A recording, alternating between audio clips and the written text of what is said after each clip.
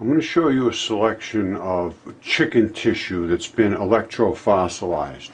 And you can see, hold on one second, that the material that's here is virtually, well, it's very, very similar to quartzite. It's on its way to becoming quartzite. This is only a couple of months in this electro-fossilization condition in platy-silicate soils, sandy soils with electricity applied to chicken tissues. And all right, this is the same shot here. Well, it's a different shot, but it's the same stuff. Here's another one right there, and you could see that they're starting to take on the crystalline. Now, this is the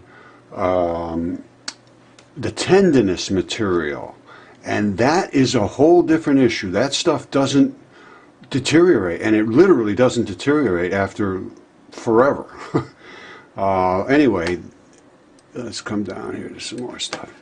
This shows the difference between the fossilization, the part that was in the soils, and the part that was exposed out of the soils, just so that you can see that like frosting looking wavy pattern. These are being electrically driven from the chicken tissue. Now this is an actual mud fossil. This is that fingertip, and this stuff here is the stuff that exuded out of that little fingertip, and I have a video explaining that fingertip. This is the fingertip again, and I mean there is just virtually no difference between the two. You see the same. Here it is again, and now this is again the fingertip. Now the reason this fingertip was protected, because this is keratin. These are the keratin fibers that coated this fingertip, and those are the fibers that are in your skin, and they also are coat. It's fascia. They make up the fascia of all the organ. They coat all the organs, and literally in bags of this material, and it is virtually indestructible. When this gets in the ground, in these fine particulates, there is no decomposition, and they eventually turn into these substances under great pressures and temperatures and ionic invasions and whatever's in the soils. And this is a natural process that happens, and the end result is hydrocarbons, and they keep getting squished more and more until you end up with literally coal, and it goes through the process of the real bad sulfurous and coal with all kinds of other materials in there until those sublimate out of there, and you end up with the carbon, which is the highest sublimation of everything. Everything else is gone, and you end up with carbon at some point, way down the road. And this is the product. This is why this occurs, is because of this fibrous material. And it's just been unrecognized in the past, and it is an absolute reason that all of these organs and everything separate along these planes, and they break out of these muds. And I'm going to show you the chemistry of muds, because they don't understand the chemistry of mud either. Go to the petroleum industry. They understand mud. They use it in their drilling, and they also understand it from drilling into it. And I'm going to show you some documentation on that.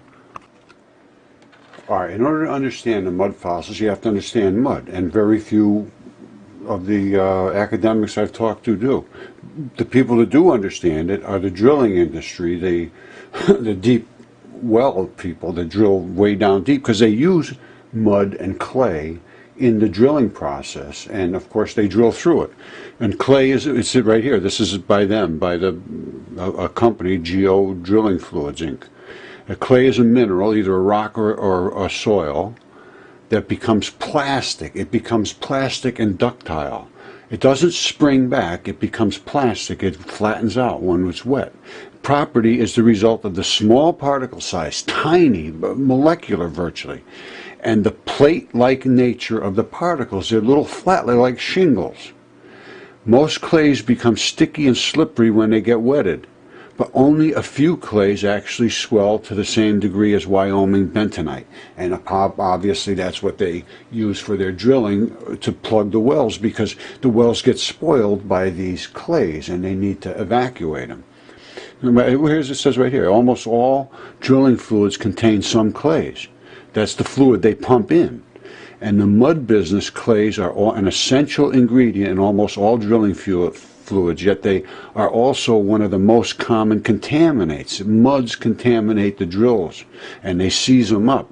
So they need to use something to evacuate all that stuff. So excessive amounts of clay cause problems with rheology and density.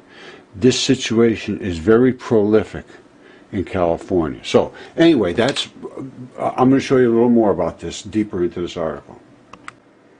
All right, it continues on. This gets very detailed. It says the technical definition of clay involves the molecular structure. A material that has loosely bonded layers which are only molecules thick is generally classified as a clay.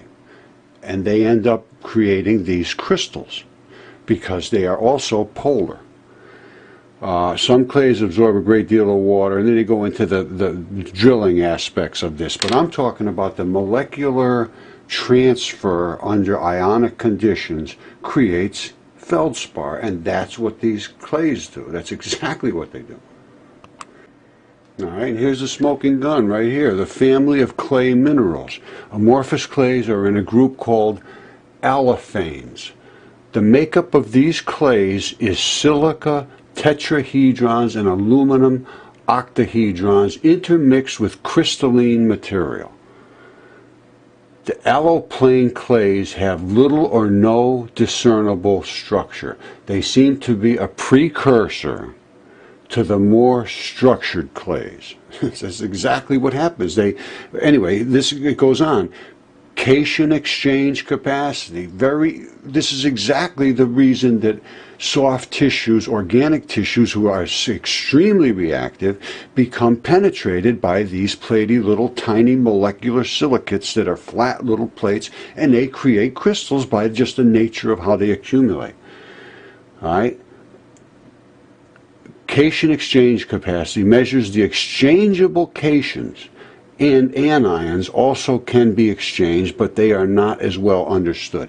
Those are the positive and negative ions that are reacting with the extremely reactive substances that are in soft tissues that are encapsulated in these muds. And these muds are also acted on by electrical potentials. Now it says the size of these various cations determines how readily they are exchanged and how lightly it is held once replaced. Figure 11, The larger the non-hydrated size of the cation, the more easily it drives out the existing cation. So the cation comes in and says, I'm tougher than you, you little guys get out, I'm coming in. It's a whole different element. In addition, the smaller the hydrated size of the ions, the more strongly it holds onto its position in the clay matrix. Tetrahedral sheets form a series, listen to this now, of holes which perfectly match the potassium ion size, such that once it has replaced sodium or calcium, it is very hard to displace. This helps explain the importance of K+ in the long-term inhibition of clays. This is what goes into organic materials, displaces them and turns them into stone, quartzite, into the platy little silicate crystals. And I have recreated this process. And if you look at electrofossilization, you'll see exactly how it's done. And it's a very simple process, and the earth currents are totally understood.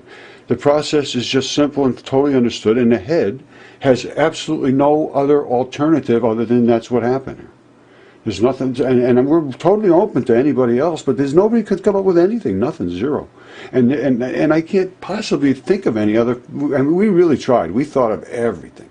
Because, you know, you want to stand on good solid ground, and the solidest ground we're on is like solid rock, man.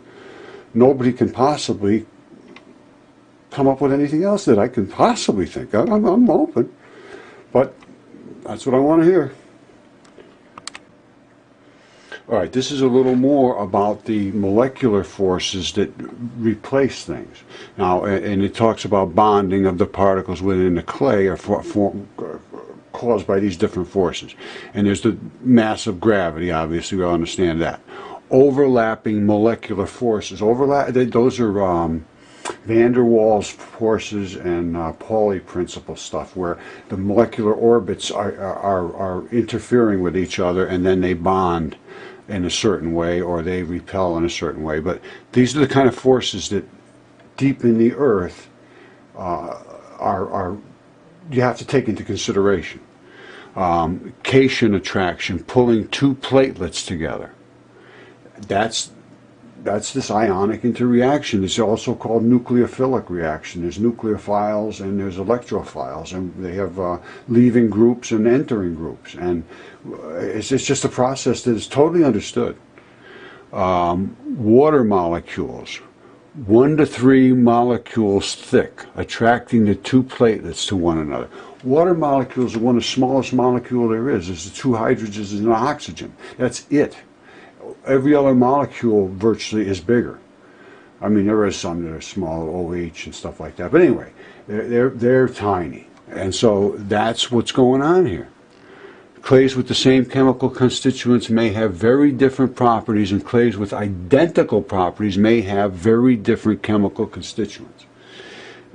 It all depends on what's in the clays is what gets attracted to these polar little silicate interactions. And the resident material, which is the organic material, sometimes will turn into all kinds of crazy things like opals. Opals are the result of this exact same process. Exact same process. So they started out as living entities, and percolation of some material that is prevalent in opals was invaded the original organic material. That's exactly how it happens. And I don't think anybody's disputing that either. They just don't understand the meaning of this head. It's just too much for them to work with. So anyway, that's what's going on here. And then it goes on and on and on and on. So anyway, that's what it is.